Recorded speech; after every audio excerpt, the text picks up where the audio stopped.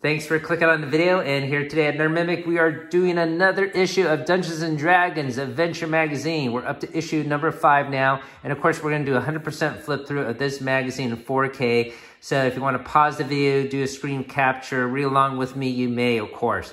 So let's flip to the back here, and we'll probably have a stat block. Yeah, we sure do. It looks like this time is a Blink Dog. And once again, this is going to be part of their adventure, a short encounter in the back, and it's going to link up to a campaign they're running throughout this magazine.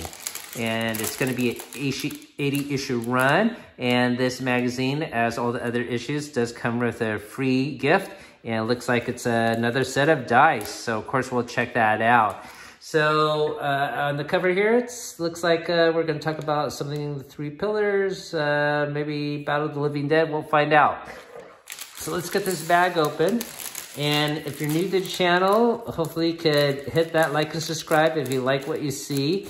And that'll certainly help us grow to 1,000 subs. So thank you for listening to that. And I should also mention I'm giving a free giveaway of not this issue, but issue number 1 that is sealed, and I have it right in front of me. If you're watching this from the future, I'm sure we have other free giveaways going on, and check it out. So let's take a look at this free gift here.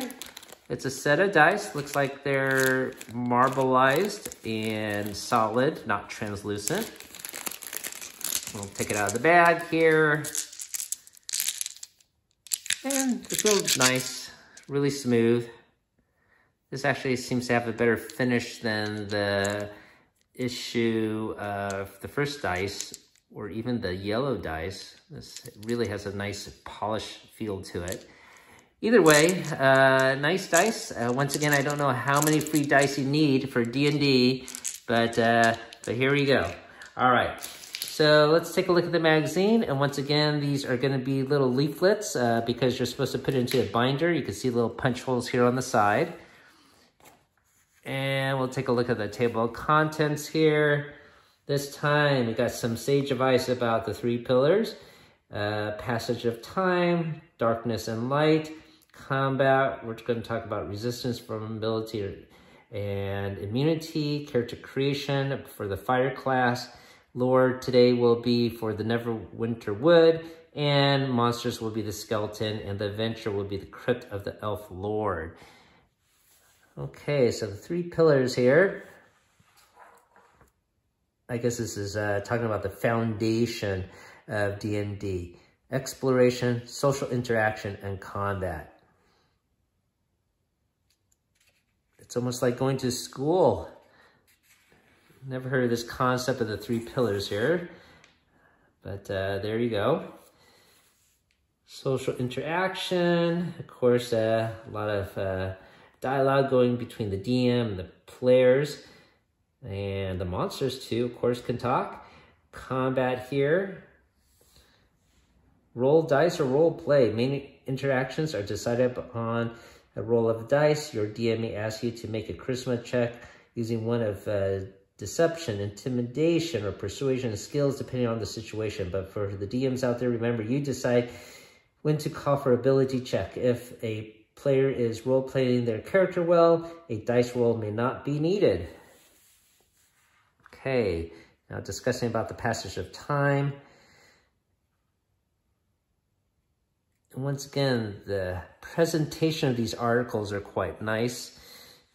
I know the articles themselves may be a little bit simplified for experienced players, but it is quite nice to see it in this easy to read format here. I'm talking about the round and combat, a turn. Okay, so talking about darkness and light. Maybe how you have a torch and that can affect your adventure, or your character being able to have night vision. I think that's just a little discussion about that.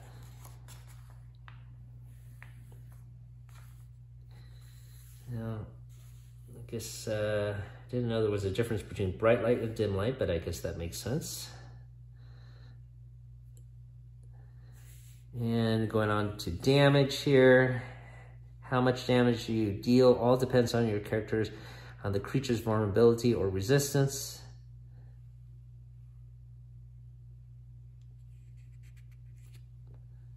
Let's actually go back here to the pro tip. I know it might be small writing here.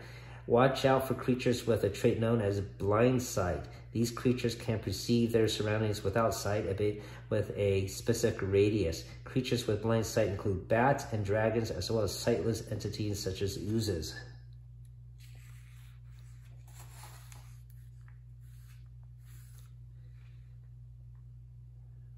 Okay, calculating damage here. I think this is all standard. Okay, going on to fire class. Certainly I've seen this picture before.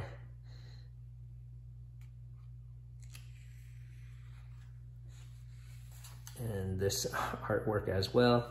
A lot of recycled art here, but once again, it's presented very nicely.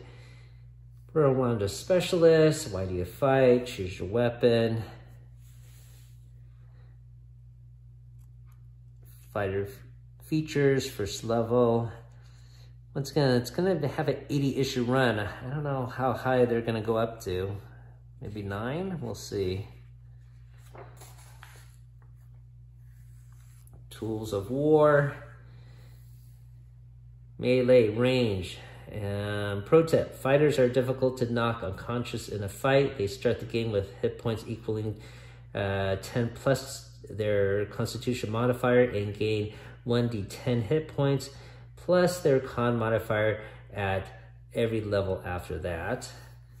Second wind, fighting style. So once again, simple and for basic information here. Usually when I read these magazines, I find the lore a little bit more interesting.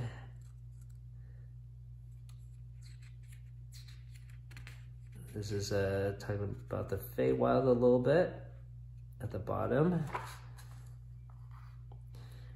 All right, Neverwinter Wood locations. Oh, this is the map they included in issue 2, and this is the setting for the campaign. I guess they're breaking down some of the locations within there. So this might be helpful, actually. All right, so skeletons they're talking about on this side now. There's Eric. Let's see, obedient servants.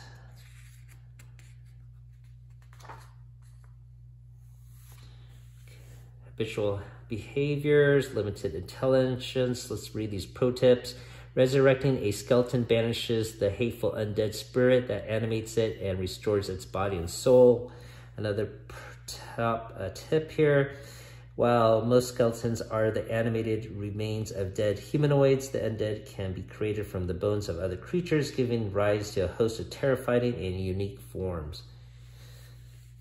All right, and now we're going on to our encounter here. And once again, these are wonderful for a short evening one-shot adventure. And once again, you can link it together. Once again, these are the only pages that have numbers. And this one looks like it's gonna, I guess, take place in the crypt, I suppose. So that is the title, obviously. Traveling to the crypt. We might be able to actually see the location on this map here. There's a layer. Not seeing it.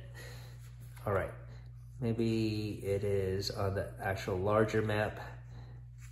This crypt here, let's see how many locations it has. Once again, these are pretty small. Wow, is it only 4? It's so tiny. Yes, so really short adventure. Let me just give you some time to take a look at this, and then I'll give you time to look at this page here. But once again, really short encounters, and Once again, the retail price of this is £8.99 or $11 US. Now, I did not pay that much. Once again, I got it as a discount, as a lot, all 7 issues. But certainly, I don't know if this is worth the price of admission. And here's the back page.